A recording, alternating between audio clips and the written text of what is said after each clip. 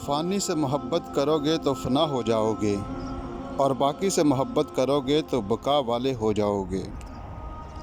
दिलों को जीतने का फ़न सीखिए, दिलों के साथ खेलने का नहीं।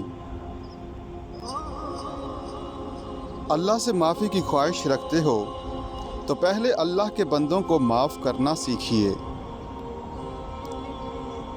मुस्कुराते चेहरे चलते फिरते गुलाब हैं, इन पर पड़ने वाली नज़र खुशबू बनकर लौटती है। किसी तनके को हकीर ना समझो, वरना वो तुम्हारी आँख में भी पड़ सकता है। हारना तब ज़रूरी हो जाता है जब लड़ाई अपनों से हो, जीतना तब ज़रूरी होता है जब लड़ाई खुद से हो।